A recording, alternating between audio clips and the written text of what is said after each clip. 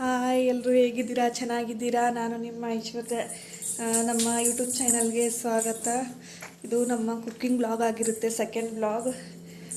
Second ಬ್ಲಾಗಲ್ಲಿ ಏನು ಅಡುಗೆ ಮಾಡ್ತೀನಿ ಅಂತಂದರೆ ಚಿಕನ್ ಹೇಗೆ ಮಾಡೋದನ್ನೋದನ್ನು ತೋರಿಸ್ಕೊಡ್ತೀನಿ ಬನ್ನಿ. ಇದು ನಮ್ಮ ಉತ್ತರ ಕರ್ನಾಟಕ ಸೈಡ್ ಮಾಡುವಂಥ ಚಿಕನ್ ರೆಸಿಪಿ. ಬನ್ನಿ ನೋಡೋಣ. ಚೆನ್ನಾಗಿರುತ್ತೆ, ಸಖತ್ತಾಗಿರುತ್ತೆ. ಬನ್ನಿ. ಈರುಳ್ಳಿ ಕಟ್ ಮಾಡ್ಕೊಂಡು ಎಣ್ಣೆ ಹಾಕ್ಕೋಬೇಕು. ಎಣ್ಣೆ ಹಾಕ್ಕೊಂಡು ಒಂದು ಸ್ವಲ್ಪ ಸಾಯಿ ಜೀರಾ ಹಾಕ್ಕೊಂಡು ಈರುಳ್ಳಿ ಕಟ್ ಮಾಡಿರುವ ಈರುಳ್ಳಿ ಹಾಕ್ಕೋಬೇಕು. ಆಮೇಲೆ ಪಲಾವ್ ಎಲೆ ಹಾಕ್ಕೊಂಡು ಒಂದು ಸ್ವಲ್ಪ ಅರಿಶಿನ ಹಾಕಬೇಕು. ಆಮೇಲೆ ಕೊತ್ತಂಬರಿ ಪುದೀನ ಪೇಸ್ಟ್ ಹಾಕಬೇಕು. ಕೊತ್ತಂಬರಿ ಪುದೀನ ಪೇಸ್ಟ್ ಆದಮೇಲೆ ಚಿಕನ್ ಹಾಕ್ಕೊಳ್ಳಿ, ಚೆನ್ನಾಗಿ ತೊಳ್ಕೊಂಡ್ಬಿಟ್ಟು ಹಾಕ್ಕೊಳ್ಳಿ.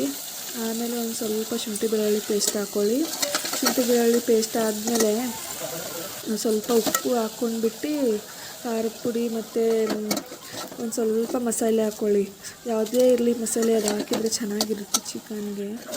ಮಸಾಲೆ ಹಾಕ್ಕೊಂಡಾದ್ಮೇಲೆ ಒಂದು ಸ್ವಲ್ಪ ನೀರು ಹಾಕಿ, ಅಷ್ಟೇ, ಇನ್ನೇನಿಲ್ಲ. ಚಿಕನ್ಗೆ ಅದು ಬೇಯೋವರೆಗೂ ಒಂದೆರಡು ರೊಟ್ಟಿ ಮಾಡೋಣ ಅಂದ್ಕೊಂಡು ರೊಟ್ಟಿ ಮಾಡ್ತಾಯಿದ್ದೀನಿ. ರೊಟ್ಟಿ ಮಾಡೋದು ಹೇಗೆ ಅಂತ ತೋರಿಸ್ಕೊಡ್ತೀನಿ. ನಿಮಗೆ ಬೇರೆ ಸಪ್ರೇಟಾಗಿ ಬೇಕಂದರೆ ವೀಡಿಯೋ ಕೇಳ್ಕೊಳ್ಳಿ.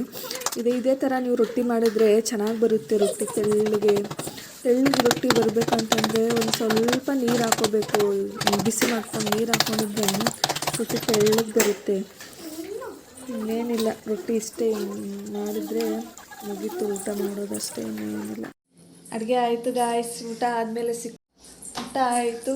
ಈ ಬ್ಲಾಗ್ ಎಂಡ್ ಮಾಡೋಕ್ಕೆ ಇಷ್ಟಪಡ್ತೀನಿ. ಈ ಬ್ಲಾಗ್ ನಿಮಗೆ ಇಷ್ಟ ಆದರೆ ಶೇರ್, ಲೈಕ್, ಸಬ್ಸ್ಕ್ರೈಬ್ ಮಾಡಿ, ನಮಗೆ ಸಪೋರ್ಟ್ ಮಾಡಿ. ಈ ಬ್ಲಾಗ್ ಇಲ್ಲಿಗೆ ಎಂಡ್ ಮಾಡ್ತೀನಿ.